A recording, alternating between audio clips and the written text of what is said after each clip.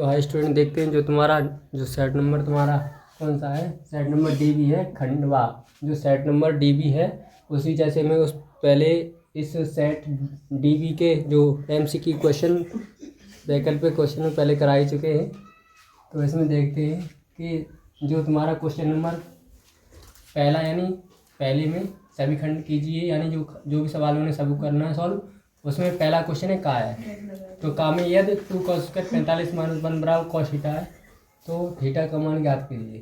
तो आप समझेंगे कि 2 cos स्क्वायर, इसे नोट करेंगे कि तुम्हें पता ही है कि 2 cos स्क्वायर 45 - 1 = cos थीटा।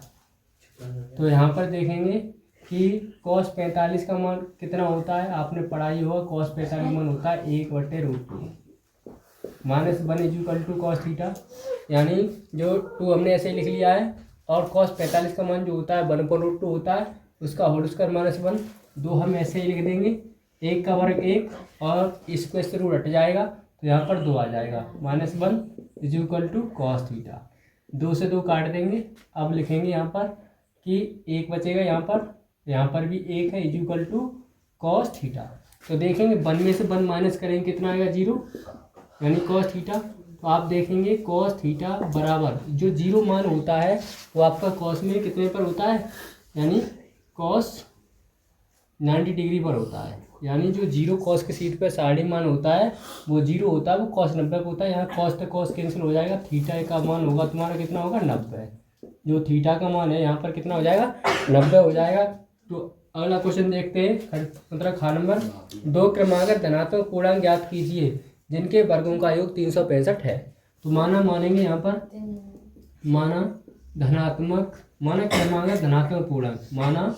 क्रमागत धनात्मक पूर्णांक आप मानेंगे।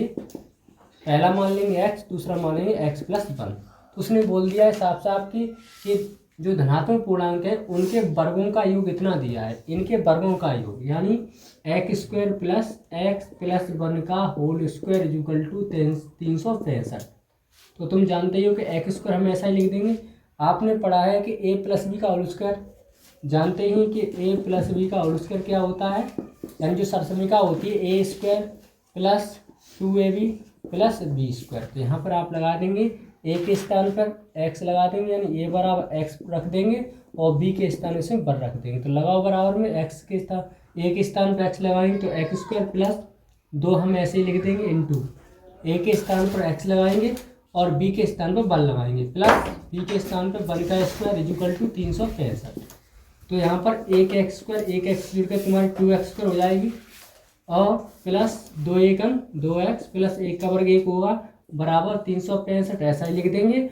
365 इस तरफ पक्षांतर लेके आएंगे, 2x² प्लस का 2x + 1 और 365 इस तरफ पक्षांतर करोगे तो माइनस के हो जाएंगे, बराबर कुछ नहीं बचेगा 0। तो यहाँ पर 2x² हम ऐसा ही लिख देंगे प्लस 2x ऐसे ही लिखेंगे और जब 365 में से 1 माइनस करेंगे तो यहाँ पर 364 आपका बच जाएगा। यानी 2 यहाँ से कॉमन लेंगे तो 2 × 2x² प्लस 2 × 2 2 × 2 2 × 8 16 और 2 दूनी 4 बराबर 0। अब ये वाले 2 हैं, इस तरफ 0 में भाग लगा देंगे तो 0 हो जाएगा इसका। तो x² प्लस 1x - 182 बराबर 0। यानी जो 2 हैं 2 का भाग इस 0 में लगा देंगे तो यहाँ से 2 हट जाएगा, यानी 0 हो जाएगा। अब 182 काटेंगे फैक्टर, तो 182 के ऐसे फैक्टर काटो कि मतलब तुम्हारा घटाकर 1 बच जाए। तो काटो यहाँ पर 2 × 18 और 2 × 1 2। फिर काटेंगे यहाँ पर 7 से काटेंगे, 7 × 7 = 21 13 × 1 13। 7 का अगर 2 में गुणा करेंगे तो 14 बन जाएगा और 13 तो तुम्हारा है। अगर हम 14 में से 13 माइनस करेंगे तो 1 बच जाएगा, क्योंकि हमें माइनस करके 1 बचाना है। तो लिख दो यहाँ पर x² ऐसा ही लिखेंगे, ये 14x लिख लो, ये माइनस है तो यहाँ पर लिख दो, ये 13 ऐसा ही लिख दो, -182 बराबर 0। यानी जो तुम्हारा गुणनखंड करता है उनमें बड़ी संख्या पहले लिख देते हैं और जो छोटी संख्या होती है बाद में लिख देते हैं। दोनों पर x लगा दिया जाता है, लेकिन बीच में चिन्ह वो आता है जो आपके c यानी अचर पद के आगे जो चिन्ह होता है, जैसे कि अचर पद यहाँ पर 182 है, 182 के आगे माइनस चिन्ह है, तो यहाँ पर बीच में यानी बड़ी और छोटी संख्याओं के बीच में माइनस चिन्ह आ जाएगा। तो अब देखेंगे यहाँ से और यहाँ से आपको x कॉमन मिल रहा है, तो x कॉमन लेंगे, यहाँ x बचेगा प्लस यहाँ 14 बच जाएंगे, क्योंकि यहाँ से x कॉमन ले लिया। ये माइनस का यहाँ 13 कॉमन लेंगे, यहाँ पर x बचेगा, जब 13 का 182 में भाग देंगे तो प्लस का 14 बचेगा। कितना बचेगा? 14। तो यहाँ पर x प्लस 14 वेस्ट कॉमन मिल जाएगा हमें। यहाँ पर बचेगा x, यहाँ पर बचेगा माइनस का 13 बराबर 0। तो यहाँ से पक्षांतर करेंगे, यानी x प्लस 14 बराबर 0। ये पक्षांतर कर तो x बराबर माइनस 14, ये अमान्य हो जाएगा तुम्हारा, क्या हो जाएगा? नेगलेक्ट वैल्यू हो जाएगी। अब यहाँ से निकालेंगे x माइनस 13 बराबर 0, तो x बराबर आपकी 13 हो जाएगी। ये वैल्यू तुम्हारी मान्य वैल्यू हो जाएगी, क्या जाएगी? मान्य। यही जो तुम्हारी जो मान्य वैल्यू है, इसी को हम पूर्णांक में लगाएंगे। पूर्णांक आपने कौन से मानेंगे? एक x माना और एक x प्लस माना है, तो ये 13 यहीं पर लगा दो। तो पहला पूर्णांक तुम्हारा होगा, पहला पूर्णांक, जो पहला पूर्णांक है तुमने क्या माना? x ही माना, तो x के स्थान पर x का मान कितना आ जाएगा आपका? 13। जो दूसरा पूर्णांक है वो कौन सा है तुम्हारा? x प्लस 1 है, तो यहाँ पर x का मान लगाएंगे 13, तो 13 प्लस 1, 13 और 1 जोड़ के तुम्हारा हो जाएगा 14। तो लिख देंगे अतः क्रमागत धनात्मक पूर्णांक तुम्हारे हो जाएंगे, पहला हो जाएगा 13 और दूसरा हो जाएगा 14। हमें यही आंसर ज्ञात करना था। अब देखते हैं जो तुम्हारा गा क्वेश्चन है, गा क्वेश्चन पढ़ेंगे, यानी बिंदु x, y बिंदुओं 3,6 और -3,4 से समदूरस्थ हो तो x और y के बीच में संबंध ज्ञात कीजिए। तो उसने बोल दिया है कि मतलब जो x और y से और इन दोनों बिंदुओं से जो बीच की दूरी वो समान है। तो मान लेते हैं हम यहाँ पर इस तरह से फिगर के टाइप से, यहाँ पर तो तुम्हारा जो एक्स वाई है, एक्स वाई यहाँ पर ऐसे ही लिख देते हैं, और जो 3,6 है वो यहाँ पर लिख देते हैं इस तरह से, और दूसरे बिंदु को यहाँ पर -3,6 लिख देते हैं। यहाँ पर ए मान लेंगे, यहाँ पर बी मान लेंगे, यहाँ पर सी। तो देखेंगे उसने बोल दिया है ये वाली दूरी और ये वाली दूरी कैसी आपस में बराबर है, यानी बिंदु ए से बी तक की दूरी, बिंदु ए से सी तक की दूरी आपस में कैसी है? बराबर है, यानी ए बी बराबर ए सी। उसने बोल ही दिया है क्वेश्चन में कि जो बिंदु दोनों को कैसे तुम्हारे समदूरस्थ हैं। हम देखते हैं कि ये वाला जो पॉइंट है आपका, ये मानेंगे हम x1 और y1, इसी x2 और y2, और इसे भी x2 और y2। तो आपने देखा होगा, सबसे पहले हम लेंगे एक सूत्र, आपने पढ़ा है बीच की दूरी का। जो बीच की दूरी का सूत्र होता है, नोट कर लेंगे और याद कर लेंगे। बीच की दूरी का यानी बिंदुओं के बीच की दूरी का जो सूत्र होता है, रूट के अंदर x1 माइनस x2 का whole square plus y1 minus के y2 का होल स्क्वायर। यानी हमें अगर दो बिंदुओं के बीच की दूरी ज्ञात करनी होगी तो हम ये वाला सूत्र लगा देंगे, जैसे कि रूट के अंदर x1 माइनस x2 का whole square plus y1 minus y2 का होल स्क्वायर। यानी जो पहले बिंदु का जो कोमा के आगे है वो यहाँ पर लिख लेते हैं, माइनस लगा, दूसरे बिंदु में कोमा से आगे यहाँ पर लिख देते हैं, प्लस अब दो मतलब जो तुम्हारा पहला बिंदु उसके कोमा के पीछे है वो यहाँ लिख देते हैं, फिर माइनस जो तुम्हारा जो अगला बिंदु है मतलब उसकी कोमा के पीछे है वो यहाँ पर मतलब पीछे लिख देते हैं। यानी यही सूत्र आप याद कर लेंगे। तो देखेंगे हम इसी सूत्र की सहायता से ए बी बीच की दूरी निकालेंगे और ए सी बीच की दूरी निकालेंगे, इन दोनों दूरियों को बराबर रख लेंगे। तो देखेंगे सबसे पहले ए बी निकालेंगे, तो यहाँ लिखेंगे ए बी बराबर ए सी। तो आप देखते हैं ये वाला फॉर्मूला पुट करते हैं ए बी के लिए, तो ए बी में यही तो ए बी आपकी। तो देखेंगे यहाँ पर x1 के स्थान पर क्या दिया हुआ है? x दिया है, माइनस लिखेंगे x2, यानी जो b वाला पॉइंट है उसमें x2 कितना दिया है? b वाले पॉइंट में इस तरह में डालते हैं तो 3 दिया है, प्लस ऐसा ही लिखेंगे। अब देखेंगे पीछे ये वाला प्लस लिख दिया हमने। अब जो तुम्हारा ए पॉइंट है उसमें y1 कितना दिया है? y1 ही तो लगाएंगे, y1 ऊपर y दिया हुआ है, माइनस ये लगा देंगे। अब जो तुम्हारा b पॉइंट है उसमें y2 का मान कितना दिया है? सूत्र के अनुसार 6, तो होल स्क्वायर लिख देंगे इक्वल टू। अब ए सी में ध्यान देंगे, कौन से में? ए सी ये वाली लाइन में। तो ए सी ये वाली लाइन है, इस वाली लाइन पर ध्यान देंगे तो क्या होगा? रूट के अंदर x1 कितना ऊपर है? ए में x1 है तुम्हारा x, और माइनस और x2 कितना है सी पॉइंट में, -3, ये माइनस और ये माइनस क्या हो जाएगा प्लस होल स्क्वायर प्लस।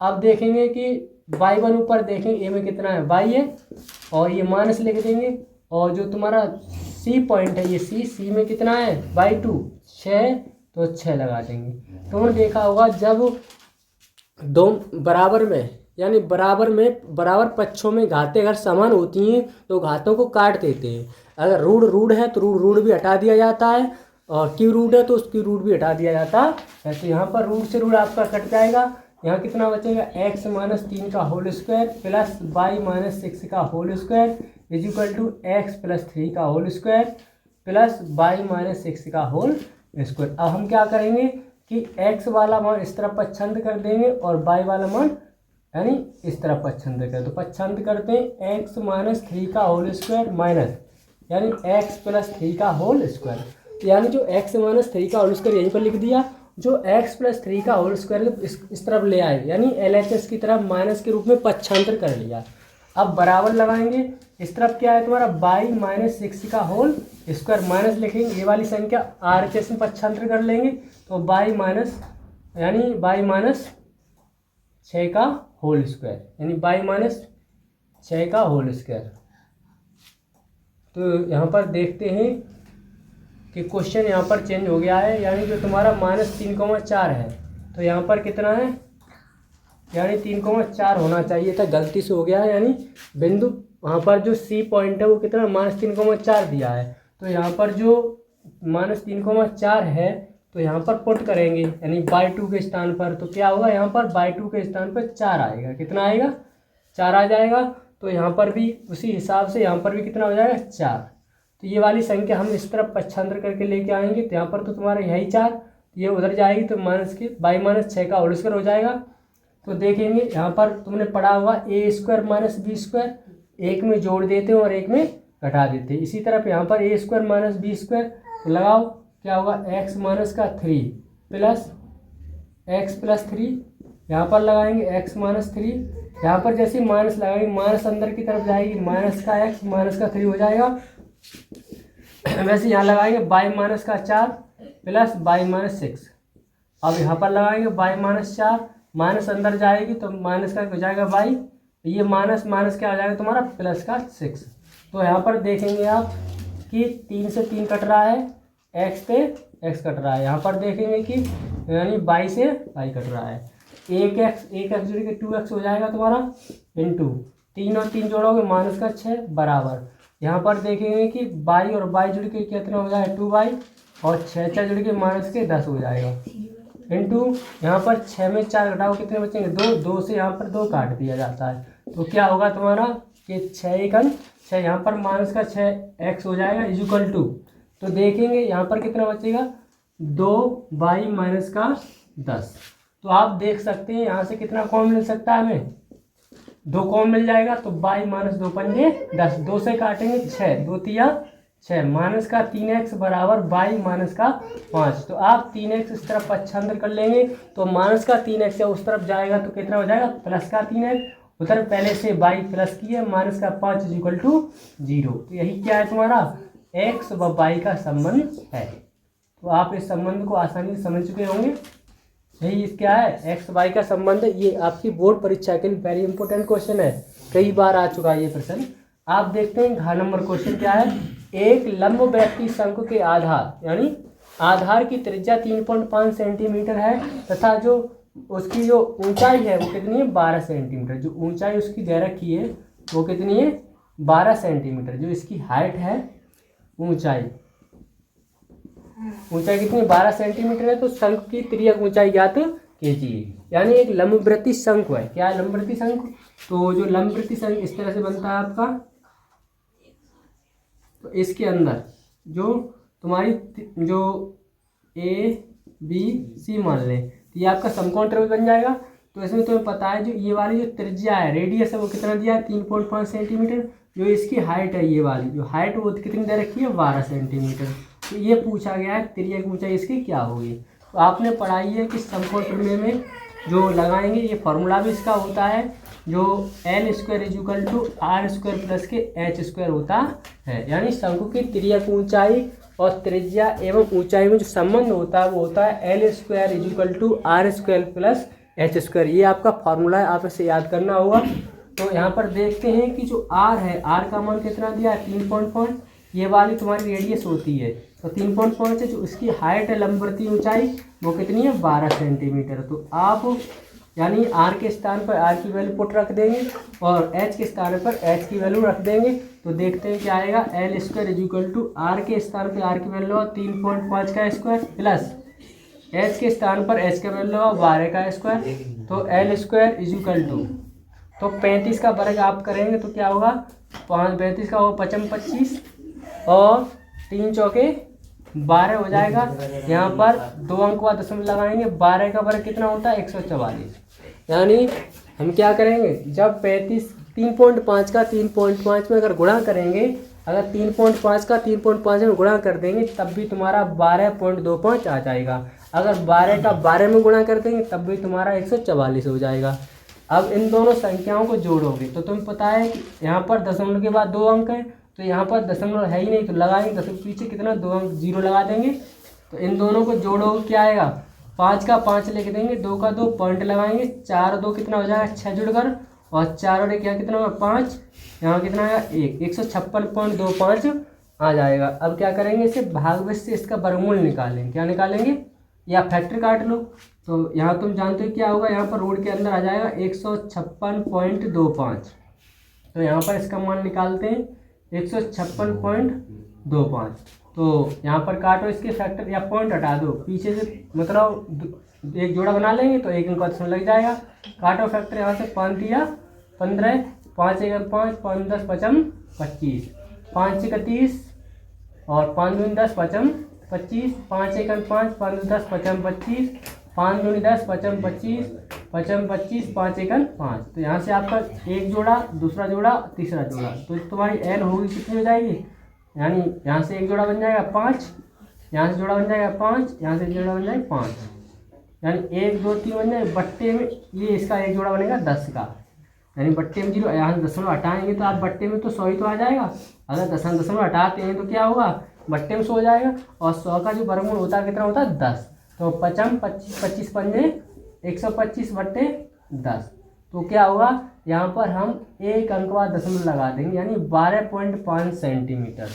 जो इसकी जो तुम्हारी इसकी जो तिर्यक ऊंचाई होगी वो कितनी हो जाएगी 12.5 सेंटीमीटर हो जाएगी। अब देखते हैं क्या होगा, जो तुम्हारा नेक्स्ट क्वेश्चन अगला है। बिंदु दे रखे हैं तुम्हें, ये पहला बिंदु है, ये क्या है दूसरा बिंदु है। इन दोनों बिंदुओं के बीच की दूरी ज्ञात करनी है। जैसे कि हमने अभी पहले जो क्वेश्चन था ये सूत्र लिखाया था बीच की दूरी का, यही वाला सूत्र इसमें यूज कर लेंगे। तो देखेंगे क्या होगा कि ए पॉइंट कौन सा है तुम्हारा a, b, और b पॉइंट कौन सा है तुम्हारा -a, -b। तो ये वाला x1, ये वाला y1, ये वाला x2, ये वाला y2। तो यहाँ पर बीच की दूरी निकालेंगे, यानी AB के बीच की दूरी, यानी बीच की दूरी बराबर बीच की दूरी AB बराबर, लगाओ यहाँ पर फॉर्मूला क्या होगा, x1 माइनस x2 का whole square plus y1 minus y2 का होल स्क्वायर। तो वैल्यू पुट करो, क्या होगा, x1 का मान कितना a दिया हुआ है, माइनस x2 का मान माइनस का a, ये माइनस प्लस का हो जाएगा a स्क्वायर, और यहाँ पर y1 कितना है b, और माइनस y2 का मान कितना है माइनस का b, ये माइनस कितना हो जाएगा प्लस b का होल स्क्वायर। आप देखेंगे कि यहाँ पर a के और a के जुड़कर कितना हो जाएगा 2a, तो 2a का स्क्वायर प्लस a को भी जुड़ कितना हो जाएगा तुम्हारा 2b का स्क्वायर। तो क्या करेंगे, यहाँ पर 2 का वर्ग कितना हुआ 4, a स्क्वायर, 2 का वर्ग कितना हुआ 4, b स्क्वायर। तो यहाँ से 4 कॉमन लेंगे तो a square plus b square. तो यहाँ से तुम्हारा 4 का वर्गमूल तो 2 मिल जाएगा, लेकिन इस संख्या का वर्गमूल नहीं भी मिल पाएगा, तो रोड में लिख देंगे ऐसे ही a square plus b square, यानी मात्रक। जो तुम्हारी a, b और -a, -b के बिंदुओं के बीच की दूरी हो जाएगी, जो हो जाएगी तुम्हारी 2 रूट के अंदर a square plus b square. तो आप सभी स्टूडेंट इन सबको समझ चुके होंगे। अब नेक्स्ट क्वेश्चन अभी बताते हैं हमें। तो स्टूडेंट देखते हैं, जो तुम्हारा जो दूसरे प्रश्न का जो 4 नंबर है, यानी निम्न सारणी में माध्य ज्ञात कीजिए। तो इसमें देखेंगे कि वर्ग अंतराल इतने दे रखे हैं और बारंबारता इतनी दे रखी है।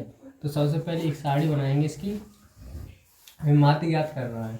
तो सारणी बनाने के लिए क्या करते हैं, सबसे पहले लिखेंगे मतलब ये सबसे पहले लिखेंगे वर्ग अंतराल। क्या लिखेंगे, वर्ग अंतराल पहले कॉलम में लिख दिया जाएगा, और दूसरे में लिखेंगे यानी मध्यमान। मध्यमान जैसे हम एक्स बोलेंगे, उसके बाद लिखेंगे बारंबारता यानी फ्रीक्वेंसी, बारंबारता यानी एफ। उसके बाद एक कॉलम बनेगा तुम्हारा एफ इंटू एक्स का, यानी 4 कॉलम इसमें बन जाएंगे। तो पहले कॉलम में लिखेंगे वर्ग अंतराल में 0 से 10, उसके बाद लिखेंगे 10 से 20, फिर 20 से 30 लिखेंगे, फिर 30 से 40 लिखेंगे, फिर 40 से 50। हमें यहीं पे लिखना है। अब देखेंगे 0 से 10 तक की सीधी में तुम्हारी जो बारंबारता वो कितनी दे रखी है, 3 है।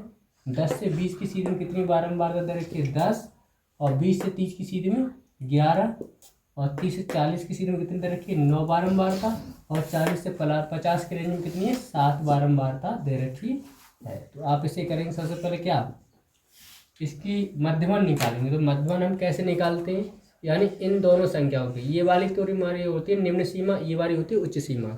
यानी छोटी संख्या होती है निम्न सीमा और बड़ी संख्या होती है उच्च सीमा। इसी को क्या कहते हैं, परसर कहते हैं। क्या कहते हैं, परसर। तो इन दोनों को जोड़ेंगे, 10 और 0 को जब जोड़ेंगे 10 आएगा, और 10 का आधा कितना कर देंगे, 5। यहाँ पर 5 लिख देंगे।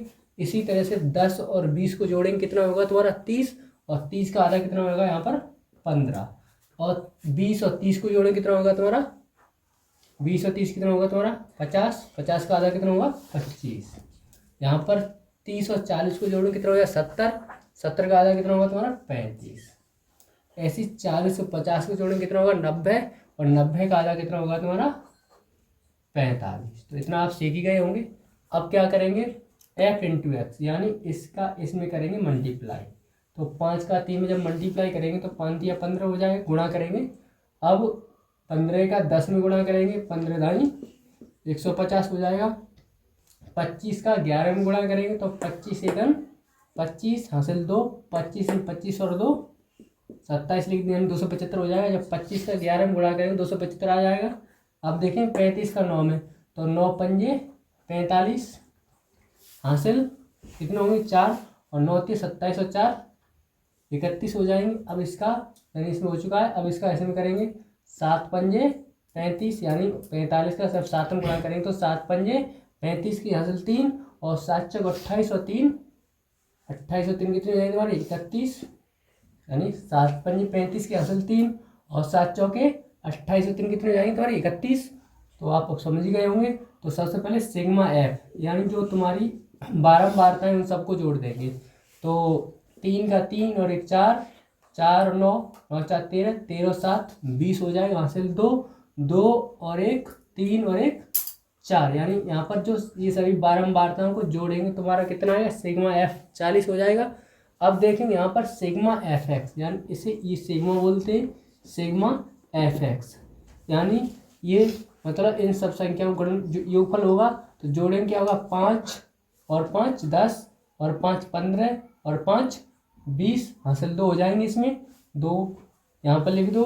अब देखेंगे 1 और 5 6, 6 और 7 जुड़कर 13 हो जाएगा, 13 और 1 14, और 1 15, 15 हासिल 2 17 हो जाएगा। फिर यहाँ पर 1 हासिल हो जाएगी। अब 1 और 2 3, 3 और 3 6, 6 3 9, और 1 हासिल 10, यानी यहाँ पर जुड़कर जो सिग्मा एफ एक्स आएगा वो 1070 हो जाएगा। अब इसका समांतर माध्य यानी प्रत्यक्ष विधि से निकालेंगे। कौन सी विधि से, यानी प्रत्यक्ष विधि, प्रत्यक्ष विधि से समांतर माध्य या माध्य बोल देंगे। क्या निकालें, माध्य। माध्य को हम x बार से प्रदर्शित करते हैं। इसका सूत्र होता है सिग्मा एफ एक्स बट्टे सिग्मा एफ, यानी आप इस फॉर्मूले को याद कर लेंगे। ये कौन सी विधि, प्रत्यक्ष विधि से जो समांतर माध्य का जो सूत्र होता है वो सिग्मा एफ एक्स बट्टे सिग्मा एफ होता है। तो आप देखेंगे सिग्मा एफ एक्स कितना दे रखा है 1070, कितना दिया है 1070 बट्टे सिग्मा एफ कितना दिया है 40। तो क्या करेंगे 0 से 0 यहाँ से कट जाएगा, 107 बट्टे 4। तो आप भाग करना जानते ही होंगे। 4 का भाग देंगे 107 में तो कितना आएगा, 7 एकम 4 एकम 4 हो जाएगा, 10 में 4 घटाएंगे 6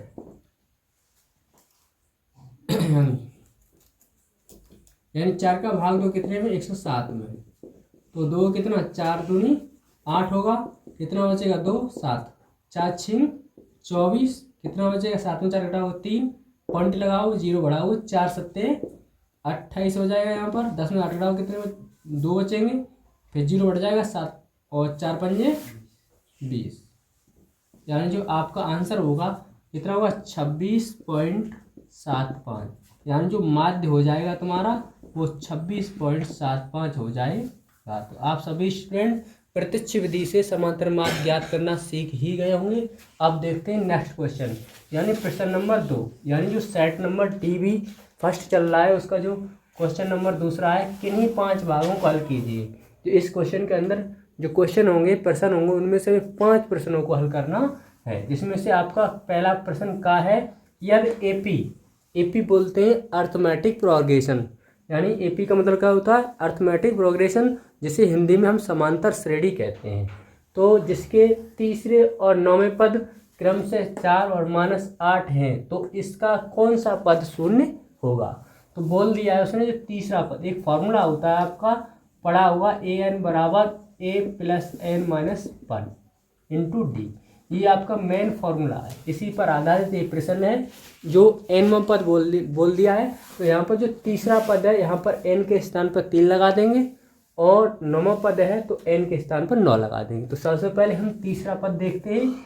n बराबर यहाँ पर 3 लगाएंगे तो क्या होगा, a3 और a + n के स्थान पर 3 लगाएंगे -1 इंटू डी। जो तीसरा पद है वो कितना दिया है, 4 दिया है। कितना दिया है, 4। तो a + 3 में से घटाएंगे 2 बचेंगे बराबर 4। समीकरण नंबर फर्स्ट हो जाएगा आपका। अब देखेंगे 9वां पद, यानी n के स्थान पर 9 लगाएंगे इसी फॉर्मूले में, तो यहाँ पर होगा an, यानी a9 हो जाएगा।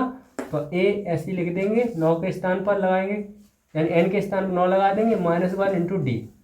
तो आपने देखा ये a9 यानी 9वां पद कितना दिया है, -8 दिया है। तो a ऐसा ही लिख देंगे, 9 में से 1 माइनस करेंगे कितना बचेगा 8, डी बराबर -8। समीकरण नंबर सेकंड। तो आप देखेंगे समीकरण फर्स्ट और सेकंड को विलोपन विधि से हल करेंगे। कौन सी विधि से करेंगे, यानी विलोपन विधि। तो विलोपन विधि में क्या होता है कि हम यहाँ पर जो संख्या है इसका इसमें गुणा करते हैं अपोजिट, जो यहाँ पर जो संख्या होती है इसका इसमें गुणा कर देंगे, यानी अपोजिट एक दूसरे के समीकरण में गुणा कर दिया जाता है। तो 8 का गुणा करेंगे कितना आएगा, 8 एकम 8 हो जाएगा, प्लस 8 का जब 2 में गुणा करेंगे 8 दूनी 16 डी हो जाएगा। 8 का जब 4 में करेंगे तो 8 चौके 32। अब 2 का करेंगे 2 एकम 2 हो जाएगा, 2 का 8 में करेंगे तो 2 अट्ठे 16 डी हो जाएगा। 2 का जब 8 में करेंगे 2 अट्ठे 16। अब इन दोनों को क्या करेंगे, घटाने पर, इन दोनों को घटाने पर क्या होगा, माइनस माइनस, ये माइनस का होगा प्लस, 16 डी से 16 डी घट जाएगा। 8 में से जब 2 घटाएंगे कितना बचेगा 6, और 32 और 16 प्लस करके कितना होगा 6 और 2 8 और 3 और 1 4। तो 6 से काटेंगे 48, तो 6 अट्ठे 48, ए का मान यहाँ पर आपका होगा 8। यही मान समीकरण फर्स्ट में रखने पर, समीकरण फर्स्ट में रखने पर हमारा फर्स्ट कौन सा है, यही वाला। तो इसमें ए के स्थान पर 8 लगा दो, तो ए की जगह स्थान पर 8 लगाए, प्लस 2 डी ऐसे लिखो बराबर 4, यानी कि प्लस के 8 है, इस तरफ पक्षांतर करके लेके आओगे तो 2d बराबर हो जाएगा 4 माइनस का 8। 2d बराबर, यानी 8 में से 4 घटाओ तो 4 माइनस के बचेंगे, क्योंकि यहाँ पर जो 8 है वो माइनस के ज़्यादा है। 2 से काटोगे 2 दूनी 4, तो d बराबर आ जाएगा -2। तो आप a बराबर 8 और d बराबर -2 ज्ञात कर चुके हैं। तो क्या करेंगे, अब हम पूछा गया है क्या, कौन सा पद यानी शून्य है, यानी कौन सा पद क्या है, शून्य, ये बात पूछी गई है। तो कौन सा पद मतलब an बराबर 0 है। उसने बोल दिया है कि कौन सा पद शून्य है, इसका मतलब an बराबर 0। तो an का सूत्र यही तो है, यहाँ पुट कर दोगे तो क्या आएगा, a + n - 1 इंटू डी बराबर 0। तो हम क्या करेंगे, a के स्थान पर 8 लगा देंगे, इसमें n का मान ज्ञात करना है, ऐसा ही लिख देंगे।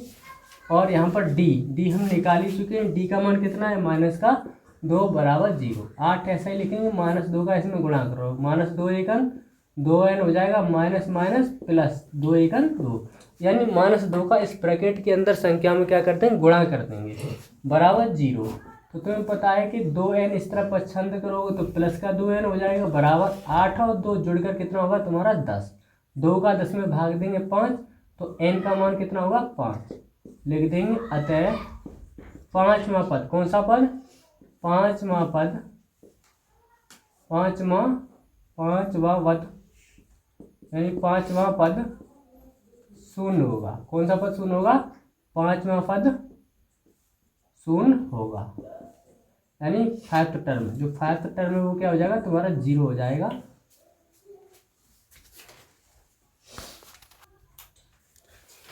तो देखते हैं स्टूडेंट, जो तुम्हारा खा क्वेश्चन है, खा नंबर का क्वेश्चन है, 2x + 3y बराबर 11 और 2x - 4y - 24 को हल कीजिए और इससे m का मान ज्ञात कीजिए जिसके लिए y बराबर mx + 3 हो, यानी y बराबर mx + 3 हो।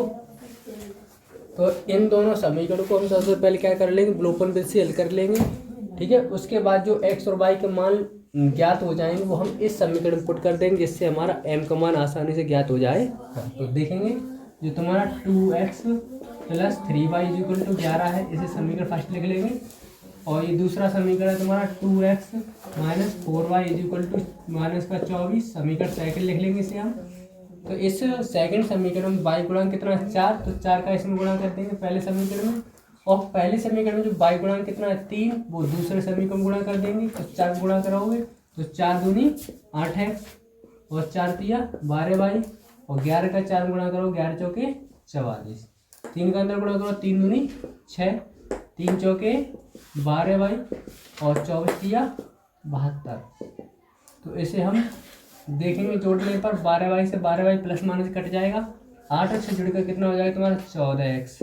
यहाँ पर ये 44 से ये माइनस के 72 है, तो घटाएंगे तो 12 में 4 घटाएंगे कितने बचेंगे 8, और यहाँ बचा 6, 6 में 4 घटाएंगे कितना बचेगा तुम्हारा 2, यहाँ पर हो जाएगा माइनस का 14। 14 से काटा हुआ 14 दूनी 28, तो x बराबर होगा माइनस का 2। यही x का मान मतलब समीकरण फर्स्ट में रखने पर, समीकरण फर्स्ट में रखने पर जो तुम्हारा फर्स्ट समीकरण वो क्या है तुम्हारा ये वाला है, तो इसमें लगाओ 2 ऐसा ही लिखेंगे, x के स्थान पर -2 लिख देंगे, प्लस 3y = 11, 2 का 2 में गुणा करेंगे 2 दूनी 4 हो जाएगा, प्लस 3y = 11, ये माइनस का 4 इस तरह पच्छंद कर लो, तो 3y = हो जाएगा 11, माइनस का उधर जाएगा प्लस का 4, तो 3y = 11 और 4 कितना होगा तुम्हारा 15, 3 से काटेंगे 15 × 5 = 15, तो y बराबर तुम्हारा हो जाएगा 5।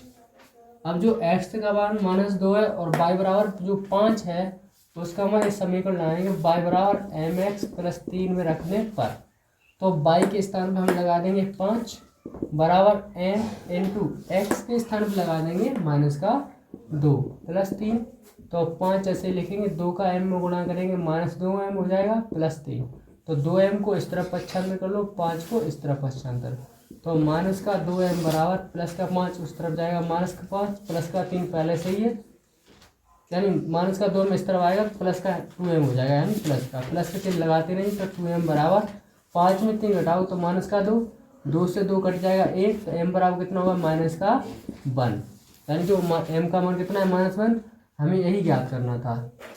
तो लिख देंगे अतः x बराबर कितना -2 और y बराबर कितना है 5, और जो तुम्हारा m का मान होगा वो कितना होगा -1। ठीक है, तो आप इस क्वेश्चन को नोट करें और रिवीजन करें।